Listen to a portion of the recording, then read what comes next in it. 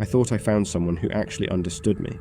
Turns out they understood me better than I understood myself, and that's what scared me the most. So this happened to me about 8 months ago in Portland, Oregon. I matched with someone on a dating app named Riley. Normal profile, decent pictures, nothing weird. We started talking, and honestly, it felt amazing. They just got me, you know? Like every text was exactly what I needed to hear at that exact moment.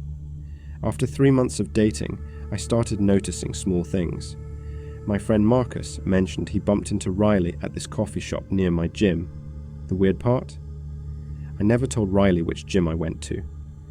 Then my coworker said Riley knew about my mum's surgery. I definitely hadn't mentioned that yet.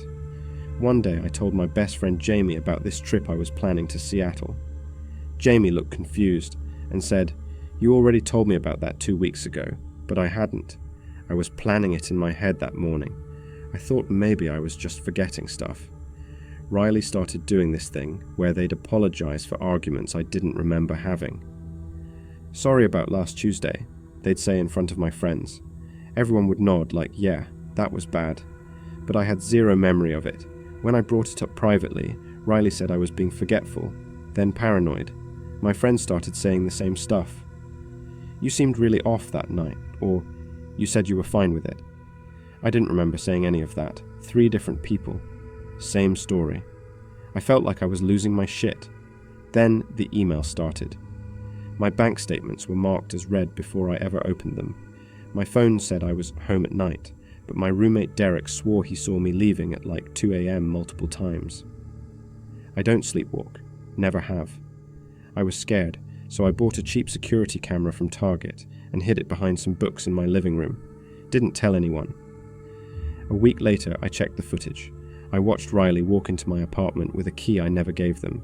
They moved my coffee mug from the kitchen to my bedroom, switched my shoes from the closet to under the couch, left a sticky note on my laptop that said, "Don't forget your dentist appointment," in my handwriting.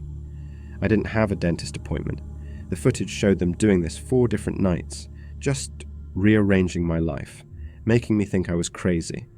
When I finally tried to show people the video, nobody believed me. Riley had already told everyone I was going through something and acting unstable. My friends thought I was editing footage. My own family said I needed help. I moved to Austin 3 months ago. New number, new accounts, everything. Sometimes I still check if my emails are marked as read before I open them. And last week someone I'd never met before came up to me at a bar and said, "Hey, Riley told me you'd be here." I don't know how they're still doing this.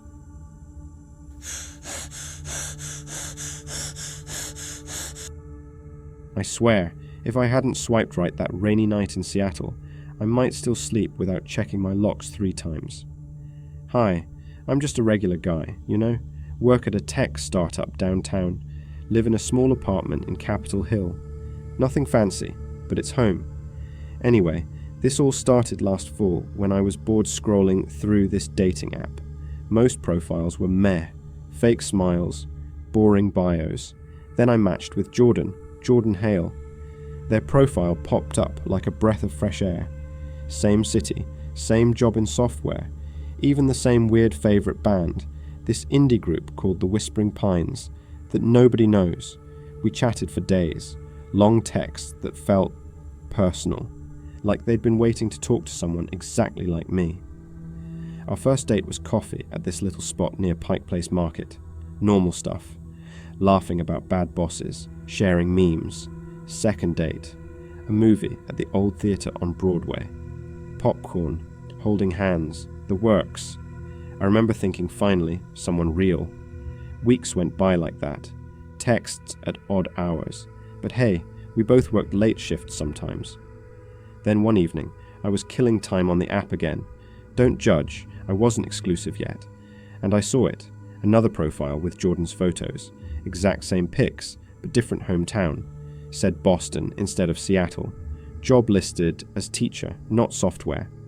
My heart skipped, but I figured glitch or something. I texted Jordan about it. "Hey, saw this weird duplicate profile of you. What's up?" They called right away, laughed it off. "Oh man, that's hilarious.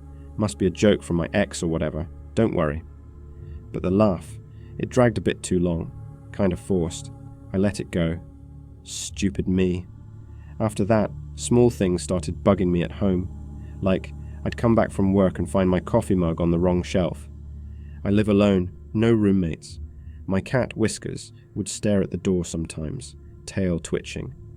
Oh, and the floorboards in the hallway always creaked when she ran across them at night, but now it happened when she was asleep on the couch. Weird, right? I shrugged it off as forgetful. One weekend, I did laundry. Opened the dryer and pulled out clothes that weren't mine, a shirt with a logo from a bar I'd never been to, and a receipt crumpled in the pocket from a cafe in Bellevue, dated that same day I'd been home binge-watching shows. I hadn't left the apartment. Shit, that freaked me out. I double-checked the door. It was unlocked. I know I'd locked it that morning. Habit from growing up in a sketchy neighborhood. Panicking a little, I asked the building manager for the intercom footage. There it was, 3 a.m. the night before, someone crouching at my door, wearing my jacket, the one with the ripped sleeve from last winter. Face hidden, but the build looked familiar, too familiar. I blocked Jordan on everything, deleted the app, changed my number, but the messages kept coming, from unknown numbers. Photos of my bedroom, taken through the window. Timestamps showed nights I'd been alone. One even caught me sleeping. The angle, from the balcony across the way, an empty unit. Landlord swore nobody had moved in for months. It's vacant, buddy. Been that way since summer. I moved out 2 weeks later, crashing at a friend's in Tacoma. Still get random texts sometimes. No idea how. Police said not enough evidence. I don't date online anymore. And that empty balcony, I dream about it watching me.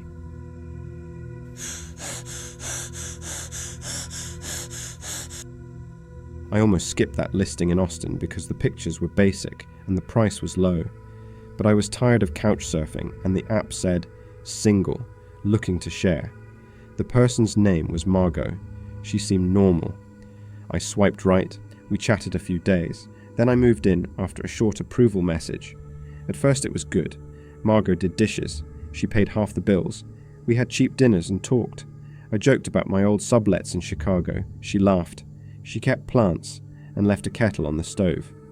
I felt lucky. Small things started slow. She borrowed my hoodie one night and never gave it back. She used my toothbrush once and said, "Just this once. Sorry." I said it's fine. Then she invited friends over. They asked weird stuff like when I work and when I'm out. They smiled too much. I told myself it was nothing. Then I found a tiny round hole above my bedroom door. It looked new. It lined up with the hall like someone could see the bed from there. I asked Margot and she laughed. "Oh, old electrical access," she said. The paint looked fresh. She said I was paranoid. I let it go. Mail changed. My name showed up with small changes. John instead of Jonah. Jonah once. Bills for services I never ordered were in our mailbox. I assumed maybe a mistake, but I started checking everything. A delivery showed up one day for Jonah M. at our door. It was for a spam service I never signed for. One night I saw a folder on the shared table. Photocopies of my passport were inside. There was a typed list of passwords, notes. Good when they travel. I read it like a motherfucker. My hands shook. I grabbed my phone and left. I did not take time to pack much. I left my hoodie. I left my plates. I moved out that night and stayed with a friend in Portland. I kept checking my accounts. For weeks, nothing. I told myself I was safe, but months later a credit card statement came. A purchase I did not make, from a site that ships to a company address.